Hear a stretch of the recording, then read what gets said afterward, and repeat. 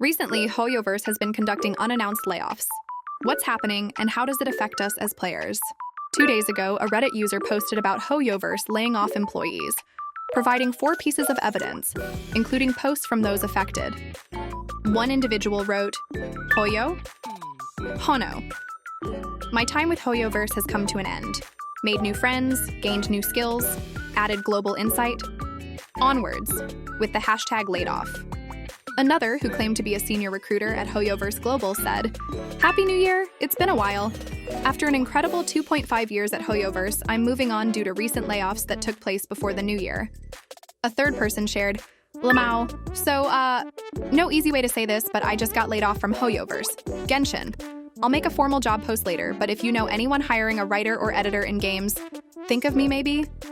Additionally, a Glassdoor review described both the pros and cons of working at Hoyoverse.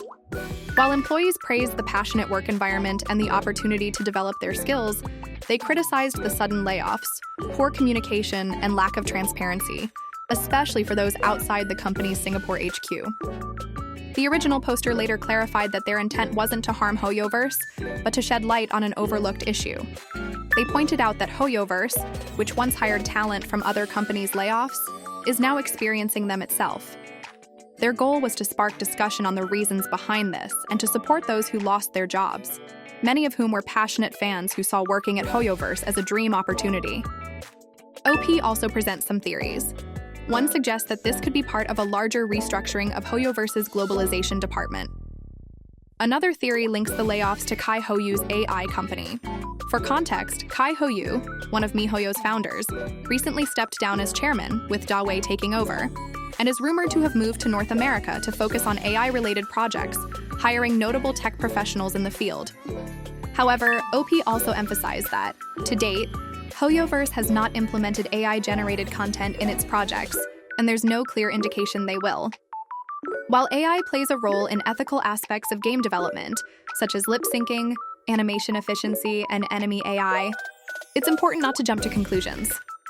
They urged players to hold companies that actively use AI generation accountable, like Activision, rather than assuming Hoyoverse is heading in the same direction. Despite this clarification, some users felt that OP should have included it from the start to avoid unnecessary panic and speculation. One user commented on the situation, speculating that the reason behind the wave of layoffs could be related to Hoyoverse's shift towards adapting generative AI, which might benefit the global Western market.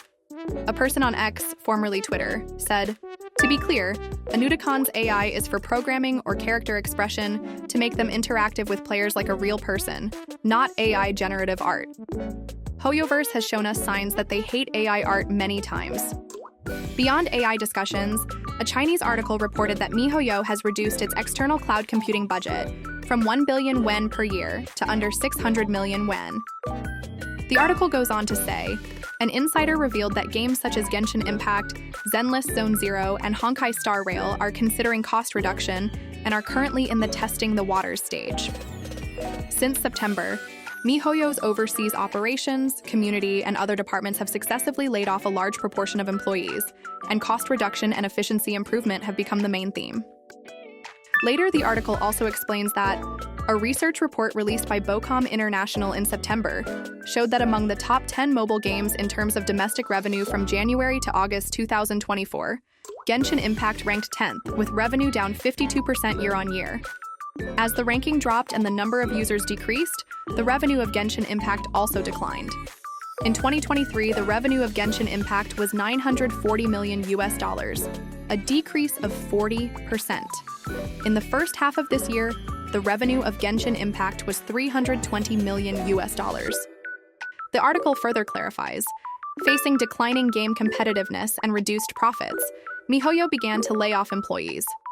It is reported that miHoYo recently laid off employees in non-core R&D positions, such as offline event operations and UGC ecosystem operations. In January this year, all employees of miHoYo's community department, miHo Club, were laid off. The offline fan creation event miHo Summer 3rd, led by miHo Club, was also canceled due to the large-scale layoffs of miHo Club. These layoffs could lead to content delays, reduced community engagement, and possible changes in monetization. While Hoyoverse is cutting costs, concerns remain about game quality, future innovation, and potential AI integration. Players should stay informed and voice their concerns as the company navigates these shifts. So, what are your thoughts on this? Is this simply a cost-cutting measure, or is there something deeper going on? Drop a comment down below, and as always, thank you so much for watching. See you in the next news update.